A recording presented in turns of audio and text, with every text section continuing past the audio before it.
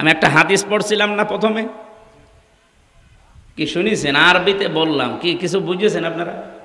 আমি আশা করছি এটা রেকর্ড হচ্ছে, সারা বাংলাদেশে হাদিস মেনে চলবে ইনশাল্লাহ। হাদিসের বাংলা বলছি এবার। বিশ্ব নবীর কাছে হযরত আবু হুরায়রা থেকে বর্ণিত, নবীজির কাছে একটা লোক, এদিকে তাকান, একজন লোক এসে বলে, ইয়া রাসূলুল্লাহি আরাআইতা ইন জা রাজুলুন ইউরিদু আখযা মালি, হে আল্লাহর রাসূল, যদি কেউ আমার সম্পদ ছিনিয়ে নিতে আসে, চাঁদাবাজি করতে আসে, আমি কি করব? আমি মনে হয় এই হাদিস এখন বানালাম নাকি, ১৫০০ বছর আগের, মুসলিম শরীফের ২৫৭ নম্বর হাদিস। বাড়িতে যে আরবি বাংলা যে কোনো ভাষায় মিলিয়ে নেন। নবীজি বললেন, ফালা তুতিহি মালাকা, তুমি তোমার সম্পদ এই চাঁদাবাজকে দেবে না। কে বলছেন বলেন তো? বিশ্ব নবী। নবীজিকে আগে বললাম না কোনো কথা তিনি মন মতো বলতেন না, আল্লাহ যা বলতে বলছেন উনি তাই বলতেন। বিশ্ব নবী বললেন, না, তুমি তোমার মাল ওই চাঁদাবাজকে যে ছিনিয়ে নিতে আসে, জোর করে নিতে আসে, তাকে দেবে না। লোকটা এবার আশ্চর্যবোধক কথা বলছেন, কলা আরাইতা ইন কাতালানি, হে নবী, এই সম্পদ যদি আমি তাকে দিতে না চাই তাহলে সে কিন্তু আমার সাথে মারামারি করবে, আমাকে মেরে ফেলতে পারে। নবীজি বললেন, কলা কাতিলহু, তুমিও তার সাথে মারামারি করো। এ হাদিস শুধু এই মাগুরা জেলার জন্য না সারা বাংলাদেশের জন্য আজ? আমি আশা করছি এটা রেকর্ড হচ্ছে, সারা বাংলাদেশে হাদিস মেনে চলবে ইনশাআল্লাহ। কলা কাতিলহু, নবীজি বললেন তুমিও তার সাথে মারামারি করবে। লোকটা বলে, কলা আরাইতা ইন কাতালানি, এখানে আশ্চর্যবোধক চিহ্ন আছে, যদি বিশ্বাস না হয় মাহফিলের পরে এসে এখানে দেখে যাবেন, একটা দাগ দিয়ে নিচে একটা ফোঁটা দেওয়া আছে, এটা কি বলে?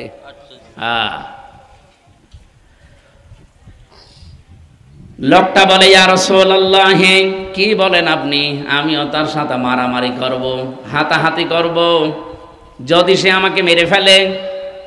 বিশ্বনবী বলেন, ফা আনতা শাহিদুন, তাহলে তুমি শহীদ। এবার শেষ কথা বলছি। লোকটা বলে, ইয়া রাসূলুল্লাহ, ক্বালা আরাইতা ইন কাতালতুহু, যদি আপনি কি বললেন এটা, যদি আমি তাকে হত্যা করে ফেলি, এই যে মারামারি ধস্তাধস্তি করতে গিয়ে যদি সে মরে যায়, নবীজি এবার বলেন, হুয়া ফিন্নার, সে জাহান্নামী। তোমার মাল ছিনিয়ে নিতে, ডাকাতি করতে বা চুরি করতে, চাঁদাবাজি করতে এসেছিল, তুমি দিতে চাওনি, মারামারি হয়েছে, তুমি মরে গেছো, তুমি শহীদ। আর যদি তুমি তাকে মেরে ফেলো তাহলে সে জাহান্নামী। এই হাদিসটা আজ বাংলাদেশে আমার মনে হয় যদি কার্যকারী থাকতো, ৯২% আমার নবীজির উম্মত চাঁদাবাজি হওয়ার কথা। বলেন, সুবহানাকা লা ইলমা লানা ইল্লা মা আল্লামতানা ইন্নাকা আনতাল আলিমুল হাকীম। বাংলাদেশের ঐতিহ্যবাহী জেলা এটা, মাগুরা সদর থানার অন্তর্গত কালীনগর হাফিজিয়া মাদ্রাসার উদ্যোগে মহাবিশ্বের মহাবিশ্বয় আমাদের মালিকের মুখের পবিত্র বাণী কোরআনে কারীম তাফসীরুল কোরআন মাহফিলের স্বনামধন্য সভাপতি হযরত মাওলানা মোহাম্মদ আলী আতালাল্লাহু আমরাহু ওয়া বারাকাল্লাহু ফি হায়াতি, বলেন আমিন। মাহফিলে এতক্ষণ যারা কথা বললেন, মাওলানা হোসাইন মাহফুজ চুয়াডাঙ্গা, মাওলানা নাইমুল ইসলাম ফরিদপুর, মুফতি আবু সাঈদ নোমানী, মাওলানা আকবর হোসাইন, মাওলানা আবু হুরায়রা সহ সম্মানিত ওলামা ইকরাম, আমার সাথে আজকে নারায়ণগঞ্জ থেকে একজন এসেছিলেন আমার বাড়ি কুষ্টিয়াতে, ওনার সাথে করেই নিয়ে এসেছি। উনি প্রবাসে থাকেন সৌদি আরবে, চলে যাবেন আবার। আল্লাহ রাব্বুল আলামিন তার গোলামকেও যেন ইসলামের জন্য কবুল করে। মঞ্চে বসা ওলামা ইকরাম, সামনে বসা মুসলমান ভাইরা, পর্দার আড়ালের সম্মানিতা মা এবং বোনেরা, প্রশাসনের ভাইরা, বিশেষ করে সেই 12টা থেকে বসে আছে ওনারা। আসলে আপনারা মিস্টেক করে ফেলেছেন প্রচারে, এটা দেওয়ার দরকার ছিল বাদ মাগরিব, দিয়ে দিয়েছে বাদ জোহর। ওনারা সেই আশায় এসে বসে আছে। প্রায় 10-12 জন প্রশাসনের ভাইরা যারা আজকে কষ্ট করেছে, তাদের পুরা এই কষ্ট যেন ইবাদত হিসাবে কবুল হয়। আমি আগস্টের 5 তারিখের পর থেকে, এর আগে তো কথা বলতে পারতাম না, কয়েকটা অনুষ্ঠানে আমি বলেছি বাংলাদেশের প্রশাসনে, বিশেষ করে অন্য যে বিভাগগুলো আছে সবগুলো বাদ, পুলিশ প্রশাসনে যারা আছে, আমি বারবার আহ্বান জানাচ্ছি এবং সামনেও জানাবো জোরালো ভাবে ইনশাল্লাহ, যে এদের 8 ঘন্টা ডিউটির পরে যেই কয় ঘন্টা তারা ডিউটি করবে, ওভার টাইম হিসাবে তাদের এই টাকা দেওয়া লাগবে। আমার মনে হয় পৃথিবীতে একটাই চাকরি আছে যার ওভার টাইমের বেতন নেই। আছে? নেই। এইটা একটা অবিচার না? বৈষম্য দূর করার জন্য এতগুলো মানুষ জীবন দিলে এখনো এদের এই বৈষম্যটা দূর হয়নি। এটা দূর করা দরকার। ওনাদের যিনি দায়িত্বে আছেন, সর্বোচ্চ আইজি এবং স্বরাষ্ট্র উপদেষ্টা যিনি আছেন, তাদেরকে সহ বিশেষ করে আমাদের দেশের অভিভাবক এখন যিনি আছেন ডক্টর মোহাম্মদ ইউনূস, 2 নবীর নাম নিয়ে আপনি বসে আছেন, মোহাম্মদ আর কি ইউনূস, 2টা নবীর নাম, অন্তত যে কোনো একটা নবীর কাজ তো করা লাগবে। আর 2 নবী ছিলেন বৈষম্যের বিরুদ্ধে। আপনি ইউনূস নবীর জীবনী পড়ে দেখেন, বিশেষ করে মুহাম্মাদুর রাসূলুল্লাহ, তারপর জীবনী ব্যয় হয়েছে মানুষের কল্যাণে। এর ভেতরে মিথ্যা আছে? সুতরাং আমরা চাই এবং দাবি জানাচ্ছি জোরালোভাবে। হ্যাঁ, আমার দোলা ভাই প্রশাসনে আছি এই জন্যে বলছি তা না, আমি নিজে তাদের পাশে থেকে তাদের কষ্ট দেখেছি। কিছু মানুষের কর্মকাণ্ডের কারণে এই পোশাকটাকে আজ এদেশের মানুষ অনেকে ঘৃণা করে না। কিছু মানুষের কারণে সবাই কালার করলে তো একটা অবিচার হয়ে যাবে। যারা অপরাধ করেছে তাদের শাস্তি হোক, এটা আমরাও চাই। কিন্তু যারা নিষ্ঠার সাথে দায়িত্ব পালন করবে, পৃথিবীতে কোনো কাজ যেহেতু 8 ঘন্টার উপরে গেলেই তারে আমি দেখেছি ওভার টাইমের হিসাব করে বেতন দেওয়া লাগে। বাংলাদেশ সহ বিশ্বের যতগুলো দেশে আল্লাহ ছোট বয়সে আমারে নিয়ে গেল, অল্প বয়সে, আমি তো দেখেছি 8 ঘন্টার উপরে। কাউকে যদি 10 ঘন্টা ডিউটি করা লাগে, 10 ঘন্টার পরে যা করবেন তার হিসাব করে টাকা দেওয়া লাগবে। আমরা চাই এটা যদি তাদের দেওয়া হয়, তাদের দুর্নীতির সংখ্যাও কমবে। আমি খুলনা রেঞ্জের ডিআইজি সাহেব সেদিন এসেছিল কুষ্টিয়াতে, ওনাকে বলেছিলাম যে এইটা করলে হয়। তো উনি উত্তর দিল যে এটা করলেও কিছু পুলিশ আছে তারা চরিত্র ভালো হবে না। হবে না তো সে পরে, আগে আপনি এটা করিয়ে দেন না কেন? 2 নম্বরে তাদের যে বিভাগটা আছে, পুলিশের যে বিভাগ, আমরা চাই এরা আলাদা থাকবে, সেপারেট থাকবে। এদের বাংলাদেশে কোনো নেতা নেত্রী, নেতা খেতার কথা মতো চলা লাগবে না, এরা চলবে ওদের আইজির কথা মতো। ওদের বিভাগটা আলাদা করে দিলে এই দেশটা দুর্নীতি মুক্ত করতে কোনো বিভাগ লাগবে না, শুধু পুলিশই যথেষ্ট।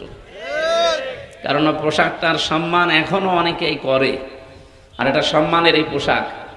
আল্লাহ তাদের 2টা চোখকে যে জাহান্নামে দেবে না, তার হাদিস হচ্ছে যারা রাতের বেলা নিজের অপরাধের কথা স্মরণ করে কাঁদে, আর যারা জনগণের জান মাল ইজ্জত আবরু হেফাজতের জন্য রাত জেগে থাকে। বলেন সে যা দিনের বেলা 12টা থেকে এসে এখন 11:30 12টা বাজবে, তাহলে তো 8 ঘন্টার পরে তো যা করলো, এখনো তো কয় ঘন্টা ডিউটি করেছে?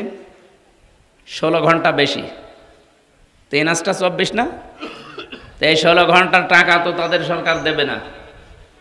আমরা এটা আহ্বান জানাচ্ছি, তাদের আল্লাহ রসুল তো যা দেওয়ার দিয়েছে এবং সামনে দেবে, কিন্তু দুনিয়াতেও যেন তাদের এই বৈষম্য দূর করি, সহজ এবং সরল জীবনে ফিরে যাওয়ার তৌফিক দেশের দায়িত্বশীল মানুষদেরকে আল্লাহ সম্মতি দান করেন, বলেন আমিন। প্রশাসনে যারা এসেছেন তাদেরকে ধন্যবাদ জানাচ্ছি। দল মত নির্বিশেষে আজকের এই অনুষ্ঠান, এটা কি শুধু যারা বাংলাদেশে জামাত ইসলামী করে তাদের, যারা চরমনার পীরের মরিদ হয়েছে তাদের? বলেন, সবার জন্য যেহেতু আজকের অনুষ্ঠান সাজিয়েছেন, কারণ জান্নাতে যারা যাবে তাদের সংখ্যা কমই হবে। জান্নাতের সংখ্যা আল্লাহ বেশি বানিয়েছে না জাহান্নামের? বলেন বলেন। আমরা জানি জান্নাত 8টা, জাহান্নাম না, একটাই, কিন্তু স্তর আল্লাহ বানিয়েছেন। যে যেই কাজ করবে তার অপরাধ বা তার নেক কাজ হিসাবে আল্লাহ তাকে ওই স্তরে রাখবে। যে জান্নাতের স্তর আমি কোরআন শরীফে প্রায় 100টার উপরে পেয়েছি। এমন কিছু কিছু স্তরের নাম আছে আমরা অনেকে জানি না। জাহান্নামেরও স্তর এরকম আছে, অন্তত 70টার উপরে আমি পেয়েছি। তো সেই হিসাবে জান্নাতের সংখ্যা অনেক বেশি, তার স্তরের সংখ্যা। জাহান্নামের সংখ্যা একটু কম। কিন্তু জান্নাতে মানুষ বেশি যাবে না জাহান্নামে মানুষ বেশি যাবে? সংখ্যা কম, মানুষ বেশি যাবে, তার মানে গাদাগাদি করে থাকা লাগবে। আর জান্নাত বেশি, মানুষ কম। এক একজন মানুষকে আল্লাহ যদি জান্নাত দান করে, যারা একেবারে নিম্ন জান্নাত দেবে, এই দুনিয়ার মতো 10 দুনিয়ার সমান। সেই হিসাবে বলছি আমরা যারা এসেছি জান্নাতি মানুষ। নবীজি যেহেতু জানিয়েছেন যেখানে কোরআন হাদিসের কথা হয় ওই জায়গাটা জান্নাতের বাগান হয়ে যায়, তাহলে নবীর এই কথা 100 ভাগ মিথ্যা না সত্য? সেই হিসাবে এটা মনে হয় খেলার মাঠ নাকি ঈদগাহ মাঠ, মাদ্রাসার মাঠ, মাটি হোক, কিছু সময়ের জন্য এটা এখন জান্নাতের বাগান। আর জান্নাতের বাগানে কোনো জাহান্নামী মানুষ আসতে পারে না। জান্নাতের বাগানে কোনো জাহান্নামী মানুষকে আল্লাহ ঢুকতে দেবে না। খালিদিনা ফিহা লা ইয়াবগুনা আনহা হিওয়ালা। কোরআন জানিয়েছে যদি আল্লাহ জান্নাতে কাউকে প্রবেশ করায়, তাকে আর কোনোদিন আল্লাহ বের করে দেবে না, আর সে বের হতেও চাইবে না। তো এটা যদি জান্নাতের বাগান সত্যি আমরা বিশ্বাস করি, জাহান্নামী কোনো মানুষ এখানে আসতে আল্লাহ দেবে? বলেন বলেন। তার মানে এই আয়াত এবং হাদিস দ্বারা বিশ্বাস করতে পারি এটা যা আছি আমরা সবাই জান্নাতি। না, আজকে থেকে আর নামাজ কালাম দরকার নেই, আর জান্নাতে তো চলেই গেছি।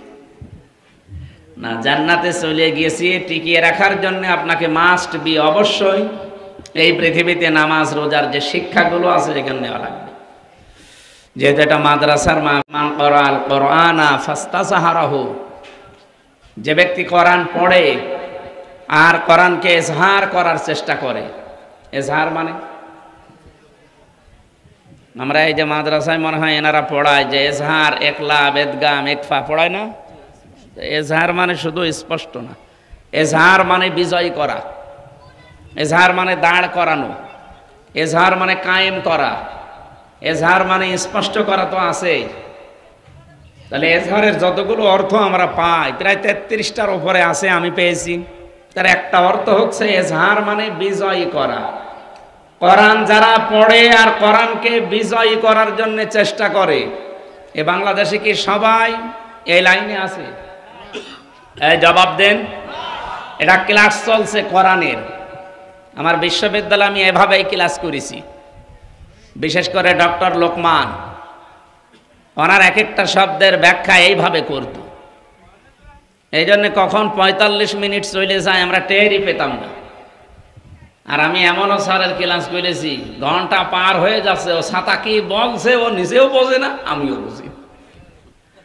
অন্তত আপনি আধা ঘন্টা শোনেন, এখান থেকে যেন আধা ঘন্টায় কিছু নিয়ে বাড়ি যাওয়া যায়, ঠিক আছে না? কোরআন যারা পড়ে এবং কোরআনকে যারা এজহার করার চেষ্টা করে, বলেন এই যে দেশে এখন প্রায় 18 কোটির উপরে মানুষ, 92% আমরা মুসলমান, অন্য ধর্মের কথা বাদ দিলাম, আমরা যারা এই 92% মুসলমান, এই দেশে কোরআন অন্তত না পড়লেও বিশ্বাস করি না? বলেন বলেন। কিন্তু হাদিসের দ্বিতীয় শব্দ কি? ফাস্তাজহারাহু। এই যে মাঝখানে ফা আছে, ফা আরবি গ্রামার অনুযায়ী, বালাগাত মানতেক অনুযায়ী আমি 19টা অর্থে ব্যবহার পাই। এখানে আজকের মাহফিলের সভাপতি উনি মনে হয় সুপার না সুপার, অবশ্যই কামেল পাস, অনার্স মাস্টার্স করা, নয়তো ওই জায়গায় যেত না। এখানে যারা মাদ্রাসার দায়িত্বে আছে অবশ্যই দাওরা পাস নাই কামেল পাস। এই ফা শব্দটা 19টা অর্থে আসে। আমি 13 নাম্বার কায়দায় পেয়েছি বালাগাত মানতেকের ভেতরে। আপনার নবীজি আন্দাজে তো কোনো শব্দ মুখ দিয়ে বের করার কথা না, আমাদের মতো কি বাঁচাল নাকি? যা মনে আসে তাই বলে। ওমা ইয়ানতিকু আনিল হাওয়া ইন হুয়া ইল্লা ওয়াহয়ুন ইউহা। বিশ্বনবী কোনো কথা বলেন না যতক্ষণ জিবরাইল তাকে কিছু না বলে।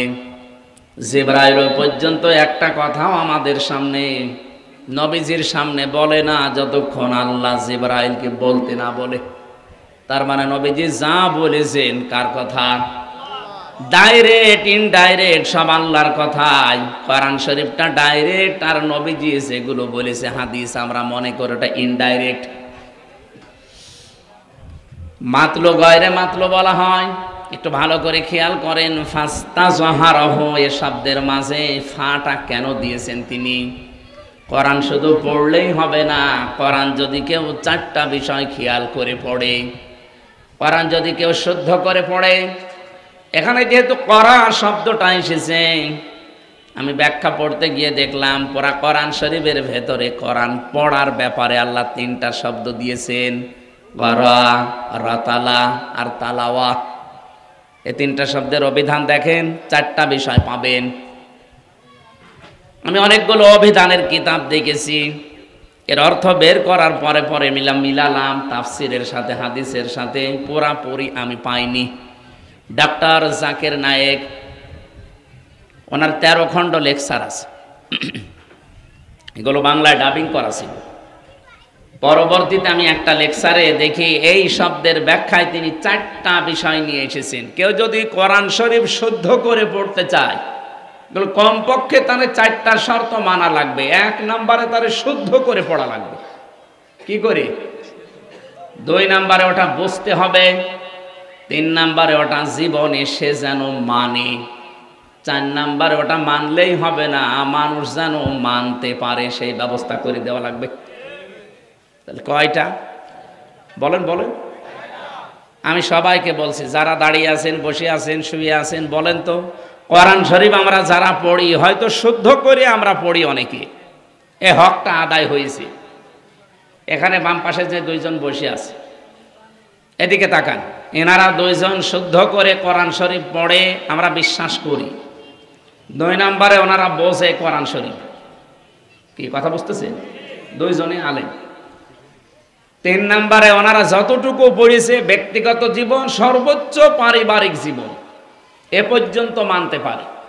সামাজিক জীবন, অর্থনৈতিক জীবন, রাজনৈতিক জীবন, আন্তর্জাতিক জীবনে মানা ওনাদের না, ওনাদের বাবাদের দ্বারা সম্ভব। এখন বলেন বলেন, তাহলে শর্ত পেলাম কয়টা? ক্লাস 9-এ 10-এ অবশ্যই ক্লাস নেয়, সেখানে সব এক মাপের। কিন্তু আমরা যে ক্লাস করি, যে কি ঝামেলা আছে স্যার। একটারে দেওয়া হয়তো 80 নাম্বার, আর একটারে 2 নাম্বার। সে এক ছাত্র এসে ব্যাগ, বই, খাতা যা আছে সব এসে বলছে হেড স্যারের কাছে, স্যার হয় ছুটি দেন, নাই আমি গেলাম। তুই যেই পজিশনে দাঁড়িয়ে আছিস, ছুটি দেন নাই গেলাম, ব্যাগ তোর কাঁধে, তোর ছুটি দিলেও তুই চলে যাবি, না দিলেও চলে যাবি, তো এইদিকে আয়। তোর রোল নাম্বার কত? বলছে স্যার 82। ক্লাসে ছেলে মেয়ে কয়টা? বলছে 82টা। ও তুই এইরকম ছাত্র, 82টা ছেলে মেয়ে ক্লাসে, ওর রোল নাম্বার 82। ও খুব ভালো ছাত্র, ওর জীবনের কোনো এম আছে, কোনো উদ্দেশ্য আছে। ও আসে মা বাবার ভয়, আর ওই চলে যায়। এরকম ছাত্র হলে হবে? তো অ্যাক্টিভ হয়ে শোনেন তো, ওনাদের যে 2টা শর্ত পর্যন্ত শেষ, 3 নাম্বারটা মানতে পারছে। কত দূর মানতে পারে? ব্যক্তিগত জীবনে, পারিবারিক জীবনে। কিন্তু এরপরে যতগুলো জীবন এখনো আছে, এখনো প্রায় 7টা জীবন আছে। সামাজিক জীবন আছে, রাজনৈতিক জীবন আছে, অর্থনৈতিক জীবন আছে, সাংস্কৃতিক জীবন আছে, ধর্মীয় জীবন আছে, আন্তর্জাতিক জীবন আছে, রাষ্ট্রীয় জীবন আছে। এই জীবনগুলোতে ওনাদের মানা সম্ভব?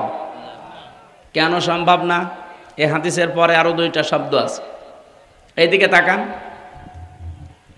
তাহলে শর্ত আমরা বললাম 4টা, 2টা পর্যন্ত মেনে 3 নাম্বারে ওনারা ফেল।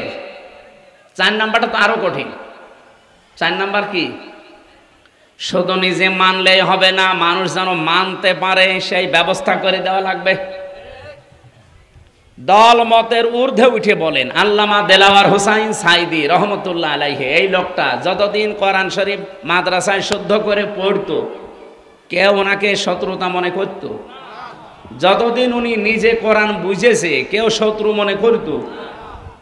যতদিন উনি নিজে ব্যক্তিগত জীবনে পারিবারিক জীবনে মেনে চলেছে, সন্তানাদি ছেলেদেরকে নিয়ে, মেয়ে তো নেই, ছেলেদেরকে নিয়ে মানত, কেউ ওনাকে শত্রু মনে করতো? যেই বলেছে 4 নাম্বারটা যে আমি নিজে মানব না, আমি এটা মানাতে চাই, ব্যক্তিগত জীবন থেকে আন্তর্জাতিক জীবন পর্যন্ত যত দায়িত্ব আমার উপরে আসবে আমি কোরআন মানাতে চাই, তখনই তার নামে বিভিন্ন রকমের ডিগ্রি লেগে গেছে। প্রথম 3টা মানতে গিয়ে কেউ কিছু বলে না, 4 নাম্বারটা যেই শুরু করেছে তখন তিনি রাজাকার, তিনি ধর্ষক।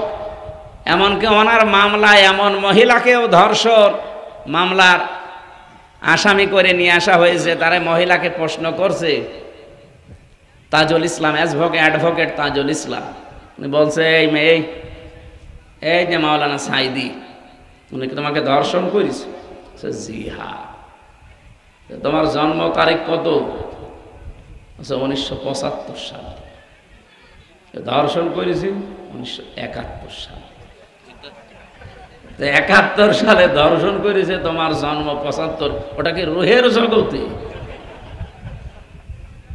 ওই দিনে ওনার মামলা ঢিসমিস হয়ে যাওয়ার কথা না? কিন্তু না, ওই যে কালা মানিক বিসি উড়ে গেছে। এমনি তো বেশি উড়ে যায়নি।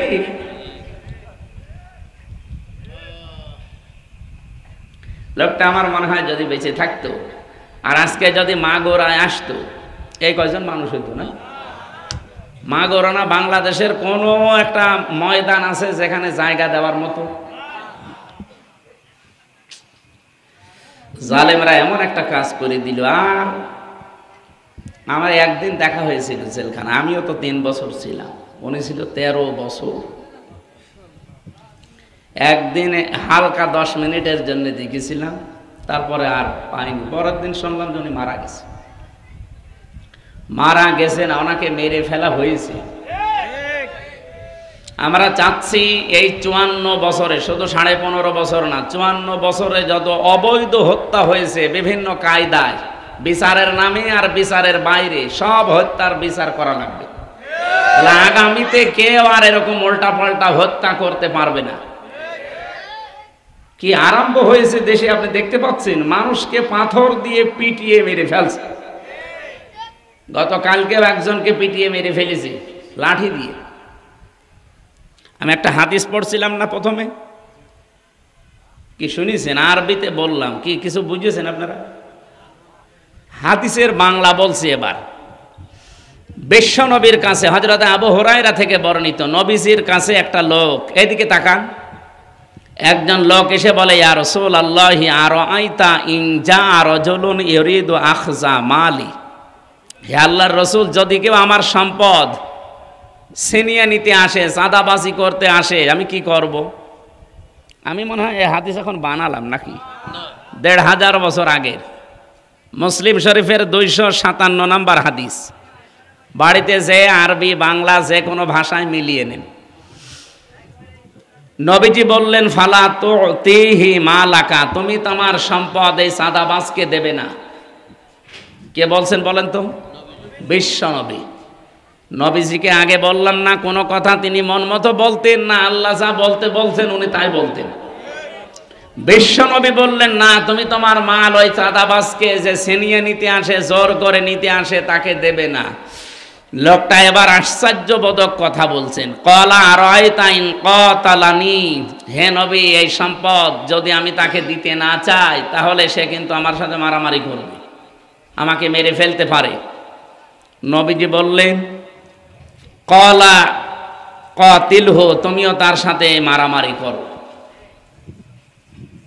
এই হাদিস শুধু এই মাগুরা জেলার জন্য না, সারা বাংলাদেশের জন্য আজ আমি আশা করছি এটা রেকর্ড হচ্ছে, সারা বাংলাদেশে হাদিস মেনে চলবে ইনশাআল্লাহ। ক্বালা কাতিলহু, নবীজি বললেন তুমিও তার সাথে মারামারি করবে। লোকটা বলে, ক্বালা আরাআইতা ইন কাতালানি, এখানে আশ্চর্যবোধক চিহ্ন আছে, যদি বিশ্বাস না হয় মাহফিলের পরে এসে এখানে দেখে যাবেন, একটা দাগ দিয়ে নিচে একটা ফোঁটা দেওয়া আছে, এটা কি বলে? হ্যাঁ। লোকটা বলে, ইয়া রাসূলুল্লাহ, কি বলেন আপনি? আমিও তার সাথে মারামারি করব, হাতাহাতি করব, যদি সে আমাকে মেরে ফেলে বিশ্বনবী বলেন ফা আনতা শাহিদুন, তাহলে তুমি শহীদ। আমরা মনে করি শুধু ধর্মের জন্য যুদ্ধ করে মারা গেলে শহীদ হয় না। শহীদ 7 প্রকার মানুষকে শহীদ বলা হয়। কয় প্রকার? সুতরাং এই যে মাইলস্টোন, এই স্কুল এবং কলেজে যে ছাত্রছাত্রীগুলো মারা গেছে সবগুলো শহীদ। আগুনে পুড়ে মরলেও শহীদ হয়, তারা সব আগুনে পুড়ে মারা যায়নি। যদি ঈমান থাকে আল্লাহ তাদেরকে শাহাদাতের মর্যাদা নসিব করেন, বলেন আমিন। এবার শেষ কথা বলছি। লোকটা বলে ইয়া রাসূলুল্লাহি ক্বালা রাআইতাইন ক্বাতালতুহু, যদি আপনি কি বললেন এটা, যদি আমি তাকে হত্যা করে ফেলি, এই যে মারামারি ধস্তাধস্তি করতে গিয়ে যদি সে মরে যায়, নবীজি এবার বলেন হুয়া ফিন্নার, সে জাহান্নামী। তোমার মাল ছিনিয়ে নিতে, ডাকাতি করতে বা চুরি করতে, চাঁদাবাজি করতে এসেছিল, তুমি দিতে চাওনি, মারামারি হয়েছে, তুমি মরে গেছো, তুমি শহীদ। আর যদি তুমি তাকে মেরে ফেলো তাহলে সে জাহান্নামী। এই হাদিসটা আজ বাংলাদেশে আমার মনে হয় যদি কার্যকারী থাকতো, 92% আমার নবীজির উম্মত। চাঁদাবাজি হওয়ার কথা বলেন। আমার ভাইরা, আমি যে শব্দ থেকে পর্যন্ত এসেছিলাম, আল্লামা সাইদি শুধু নোয়ালী ব্যাংকে পাবেন না, অগ্রণী ব্যাংকে পাবেন না, চৈতালি ব্যাংকে, চৈতালি ব্যাংক আছে, চৈতালি ব্যাংকও হবে কয়েকদিন পর, কোন ব্যাংকে আমি পাইনি। ইসলামী ব্যাংকে আছে, কিন্তু যতদিন জাকাত ভিত্তিক অর্থনীতি এই দেশে রাষ্ট্রীয়ভাবে কায়েম না হবে, ততদিন এই দেশে ফেরেশতাও যদি ব্যাংক চালায় তাও সঠিকভাবে চালাতে পারবে না। এর ভেতরে আবার কয়েকটা ক্যাটাগরি আছে, কারণ আছে, ওগুলো আপনাদের জানার দরকার নেই। শরিয়া বোর্ড আছে, তারা নিয়ন্ত্রণ করছে, গোনা হলে তাদের হবে। আপনি এ পর্যন্ত থাকেন।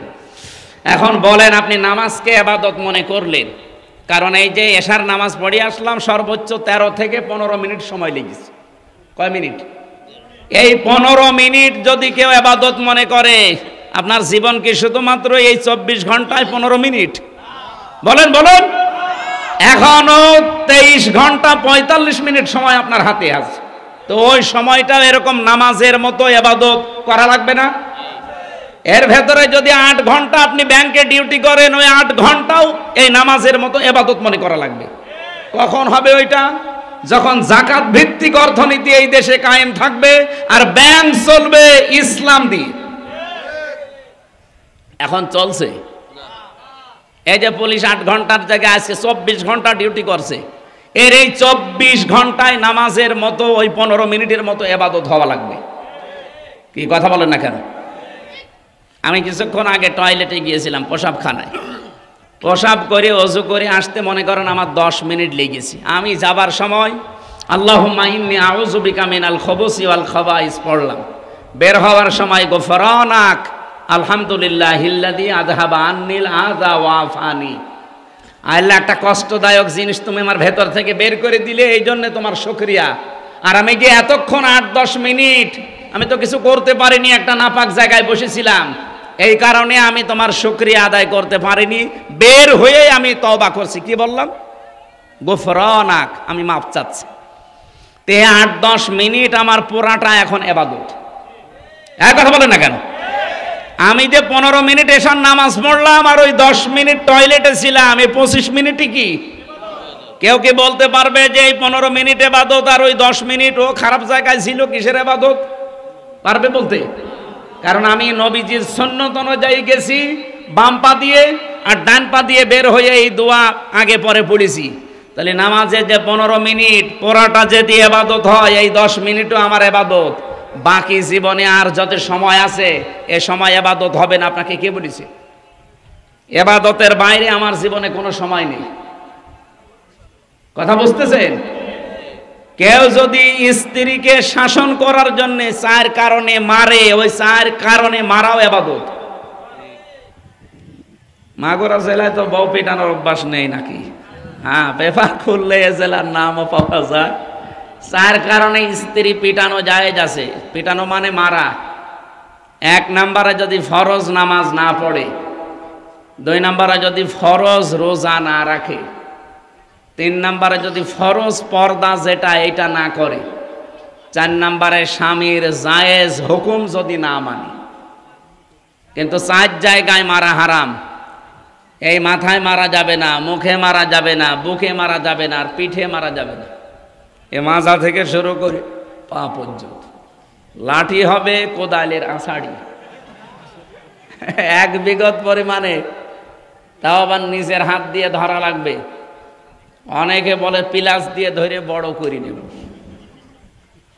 এক বিঘত পরিমাণে লাঠি নিজের হাত দিয়ে ধরে, আমার মনে হয় যাদের বউ আছে মমতাজের মতো, ওরে যদি আপনি আস্তে করে এরকম, ও বলবে আমার কাঁতু কুতু লাগছে। ওর কি লাগার কথা? এই এদিকে তাকা। এই যে চার কারণে মাথা থেকে শুরু করে পা পর্যন্ত আপনি হালকা মৃদু আঘাত করলেন, এই আঘাতটা ওই নামাজের 15 মিনিটের মতো ইবাদত। তাহলে নবীজি যখন বললেন যে তারা যেন জান্নাতে চলেই গেছে, এই কারণে বলেছিলেন, কারণ যেখানে হালালকে হালাল জেনে মানা যায়, হারামকে হারাম জেনে ছেড়ে দেওয়া যায়, ওটা আর দুনিয়া থাকে না, ওটা মিনি জান্নাত হয়ে যায়। মনে হবে যে আমি জান্নাতে আছি। এতটুকু পর্যন্ত শেষ না, এর পরে আরো কথা। আশাফাহু ফি আশারাতিম মিন আহলি বাইতিহি কুল্লুহুম কদ ওয়াজাবাত লাহুন নার।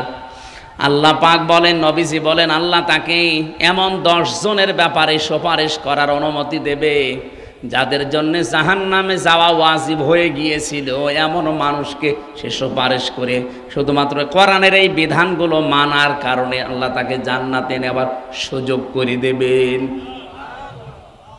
আমি সহ যারা এখানে এসেছি হাদিসটা মানার জন্য আজকে থেকে চেষ্টা চালাবো ইনশা। আরো জোরে বলেন ইনশা।